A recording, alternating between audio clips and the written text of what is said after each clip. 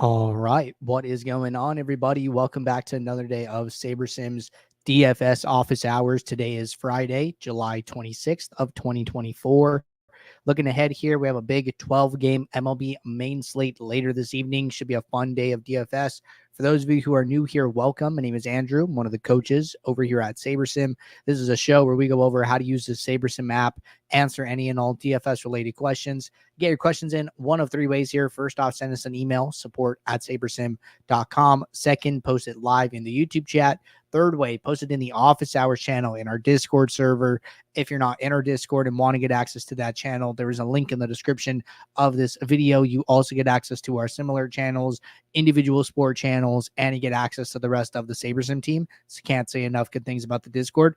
With that said, we do the show Monday through Friday, 4 p.m. Eastern, and we do the show on Saturdays at 11 a.m. Eastern. So tune in and get your questions answered. But with that said, we're going to get the app pulled up here and do have some questions to go over here. So as a quick reminder, I know that we've been doing it the last 2 days here. So we are still doing our build review show. Hope you guys have been enjoying that the last 2 days here. I know Jordan is doing another one today, and then we'll see if he picks it back up next week. So plenty of builds to review, plenty of people participating. If you want your build reviewed live on stream, drop your username on DraftKings in the YouTube chat or in the office hours channel in Discord. That way Jordan can have that and he can go in and review your build, your portfolio, your sim ROIs, give you some tips and strategies to help you make better lineups here. So it's been a cool trial run so far. Enjoyed the episodes myself. Hope you guys are enjoying them too.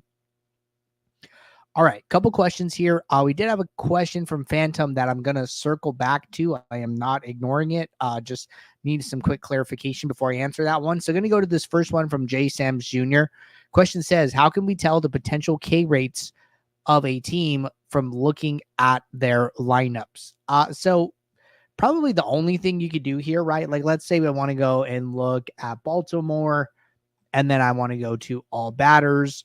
There is going to be values in the strikeout column for the batter. So, the strikeout column means two different things for batters and pitchers, right? For batters, it's showing how often they are striking out. It's not going to give you a percentage per se here, but it is going to show you which batters are striking out more on average in our sim. So, for instance, Gunnar Henderson, in across, our 5,000 game sims of the game on the slate, he strikes out on average one time per game. So that's what that is, right? If you're trying to look for somebody with a lower strikeout rate, Anthony Santander at 0.62. So then if I go to Baltimore, though, and I go over to pitchers, and then I go and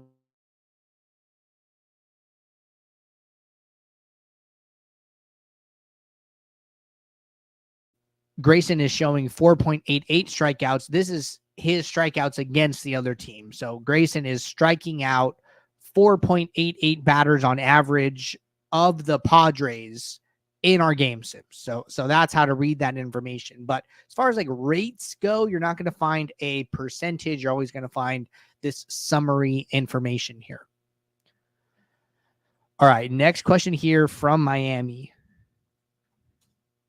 And question says, on filters, I've seen Jordan simply stack multiple filter conditions into one, which I usually do. Yet many times I notice you've set each one individually. Is there a reason to individually set filter conditions into separate sets or just a personal preference? Good question. Honestly, there's no difference. And we can just run a build here and show that on screen here. But the way the filters work is just like an and condition. So it's like, hey, do this one and do this other one. I usually do it separate just because I have like a little checklist. It's like, okay, hey, put a filter for the ROI, put a filter for the other ROI. If I'm doing showdown, put a filter for the geo mean. And one thing I like about doing it separate, I'll say, is that I get to see the effect that it has a little bit better. So like when I do it separate, it's like, okay, how many lineups did this first filter remove? And then it's like, okay, it removed X. And then it's like, okay, well, how many lineups did this second filter remove? It's like, okay, that did Y. So one thing like I'll do on like showdown slates, like, NFL, NBA season, it's like, okay, hey, let's do a filter for geometric mean. How many lineups are we removing? Oh, okay, we're removing maybe 500. Okay, well, then let's go and do one for salary. Then how many are we removing? Oh, we're removing 250. And it's like, if I did it together, it would just, get rid of the 750. But I don't know. I just kind of like to see the effect that the filters are having on my pool individually. And that's why I prefer to do them separate. But as far as the actual, functionality, as opposed to like what's actually happening here, there is no difference. So it's just a process thing. And, I wouldn't look at it any more than that, but definitely see the attention to detail, noticing how just such a small thing that we do differently here. But that's just the way that I prefer to do it. All right. And basically what I was talking about here is like I go into the filters, right? Say I want to do one for projected score, show me projected score greater than 90, right? Okay, that removes 73 lineups. So I could either keep this filter and then go and do another one where, maybe I don't want to play lineups with some ownership greater than 100%, right? And I'm just making up. I am literally making up numbers right now. And then so we went from 73 to 426. It's like, okay, well, I know that the ownership had that, higher effect, right? Because I kind of did it separate, even though they're together here.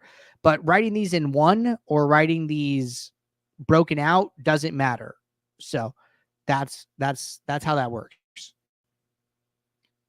All right. Question here from Cake. If I have this filter set, will it only build with the confirmed people regardless if out players have a projection status? It was a status confirmed filter. So I just made a note for myself that it was a picture where basically, say you're on the pre-build here, right? You're getting ready to build your lineups. And then you come in to the filters, which is next to the search bar. You open up this drop down, you go to add filter, and the filter was show players with status is confirmed.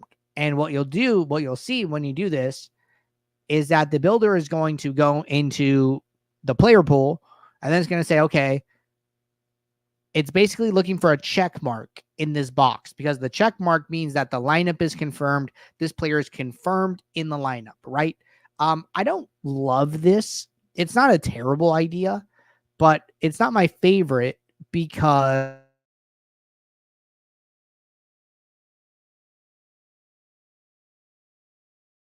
like half hour before, and maybe, the Colorado and San Francisco lineups aren't out yet.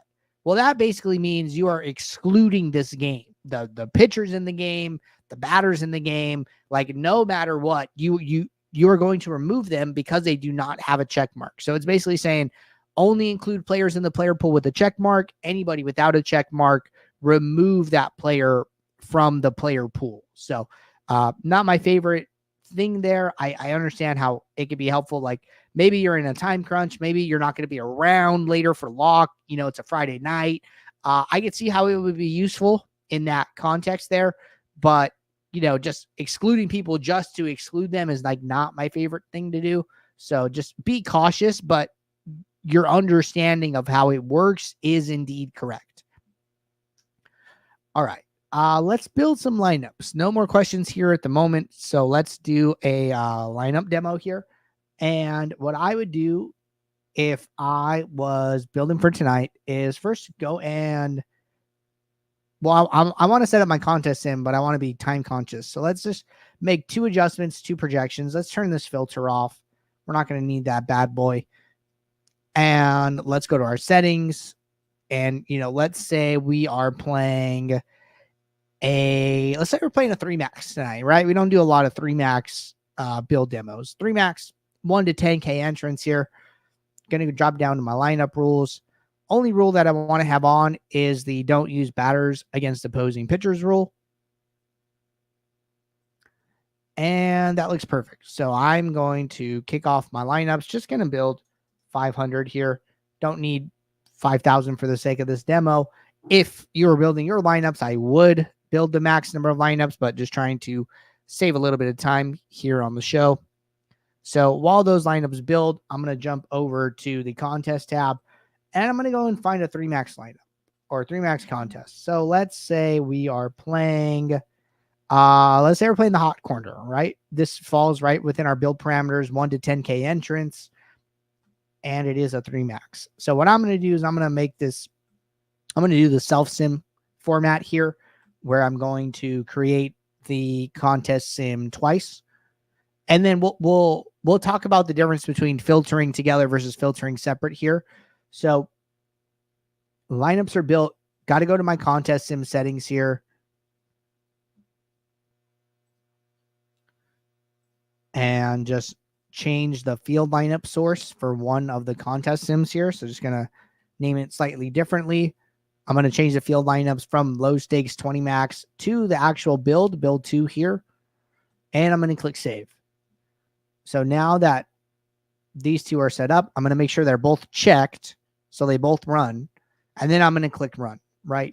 So now we're basically all set.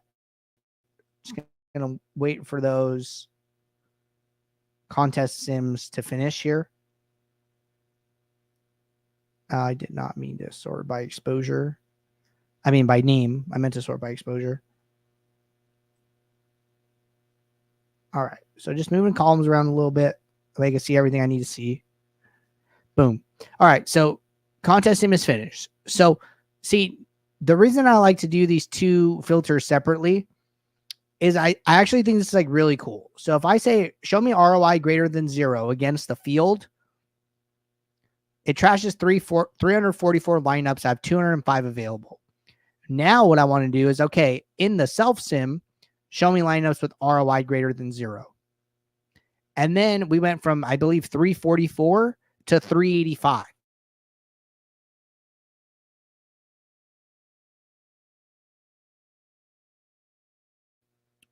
There are 41 lineups in this pool that grade out well against the field lineups, but do not grade out well against the other lineups in our pool. And even if we wanted to just like go and look at those, we could turn off the first filter, right? Actually, I don't know how to isolate those because, oh, maybe I did it backwards. So let's see if we can like isolate those lineups. But there's going to be overlap, unfortunately. So it's going to be hard. But really, like, that is what the self sim is doing. It's taking lineups that it's adding like a second layer of check to your lineups, right? And I'm able to see this because I do 2 filters, right? If I turn these off, I could also do the same exact thing where I do 1 filter where it's like, hey, show me ROI greater than 0. And in this contest sim, and show me ROI greater than 0 in this other contest sim. And then it'll just trash all of them at once. So you kind of don't see the effect that it's having, but I like to see that effect because it's like, okay, when I take these 41 lineups, they grade out well against the field lineups in the ownership build. But then when I play these lineups against themselves, they actually don't grade out as well. And usually this is because in the field lineups, those lineups are so low owned.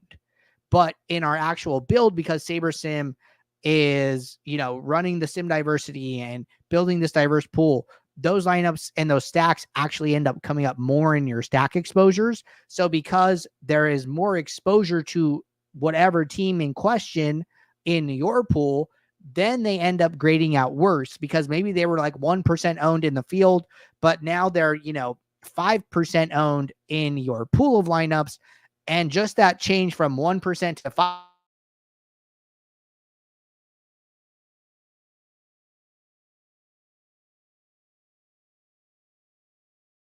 those lineups just end up being so sensitive to the small ownership adjustment where the ROI of those lineups in the field was actually very, very fragile. And because of that fragility, you kind of don't want to play them because ownership can come in on a spectrum. You'd rather play lineups that grade out well, in this twofold step process, which is why we're doing it to start with. So just something good to look at here. All right. So I'm going to change my lineups to 3. Want to sort by the self-sim risk-adjusted ROI. And, you know, we talk about this, right? The bigger the lineup to pool ratio, the more mini uniques you're going to be able to get to, right? Also, it's a 12-game slate. So I bet that we're going to be able to get to a very high number of mini uniques very, very easily. And look, I'm at mini uniques of 6 and I'm at lineup 4. So we are playing lineups 1, 3, and 4. We only skipped lineup 2 and we're already at mini uniques of 6. And sometimes we never even get to that number at all, right? And then at mini uniques of 1, our average projection across the 3 lineups is 104.3. Let's see what happens when we go down to 7.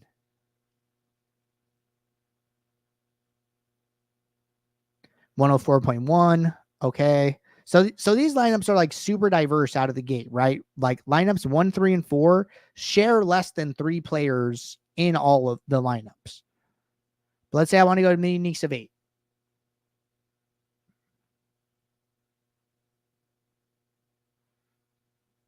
Okay, still those 3 lineups. Let's go mini uniques of 9. Okay, so here, so at mini uniques of 9, where the lineups, you know, only share 1 player and they're all a pitcher, right? We really like Freddie Peralta. We're playing lineups 1, 4, and 12. And our average projection has gone from 104.1 to 102.9, effectively like 103, right? So I think this is like fine. I think this is awesome. You know, these lineups are so diverse.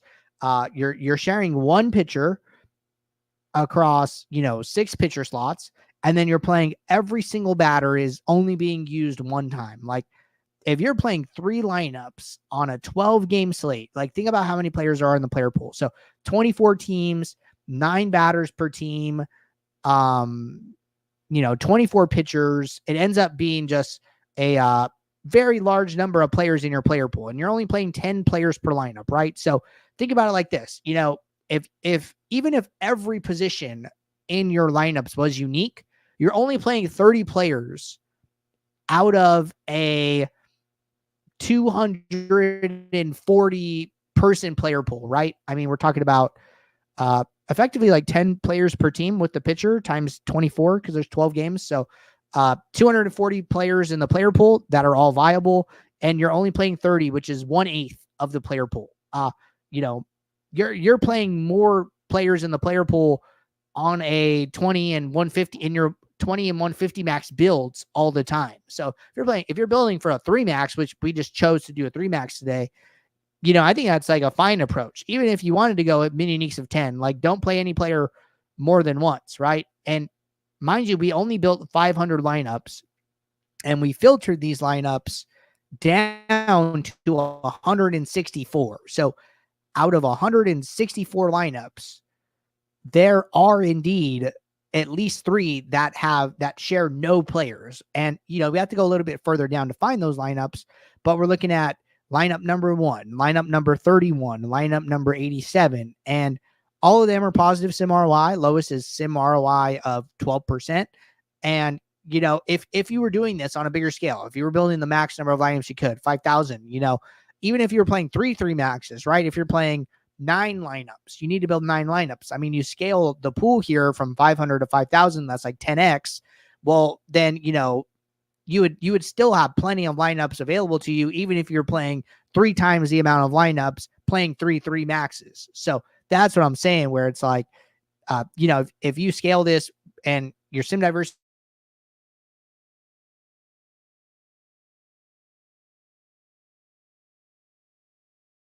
and still be playing totally viable lineups. So that's what I would be thinking about there. All right. Next question here from Jimmy, and let me just get this one in the chat. And question is, Jimmy said, Does SaberSim get ownership data from Fanduel for late swap playing MLB? So the answer is no. And the reason for that is that DraftKings allows us to download the contest data even while the contest is live. So at every, every game start time, the players are locking, and DraftKings is updating their CSV. They have a CSV that you can export the lineups to. And as the players' ownerships become available to view in the app, they also become available for download. Unfortunately, FanDuel does not allow the contest data to be downloaded. That's why we can't do post-contest sims. That's why we can't do live ownership and actual ownership and rebuilding the lineups and things like that. So, we're kind of at the mercy of the site in that regard. We wish we could. And if they ever do allow it, we will definitely be adding that to the app. But all right. Looks like we are all caught up here. I know I owe Phantom a response, so I will get back to Phantom in the Discord. But other than that, looks like we're all caught up. Appreciate you guys tuning in. I will be right back here tomorrow, 11 a.m. Eastern for our next show. So until then, everybody, take care. Good luck. I'll see you all. Thanks. Bye.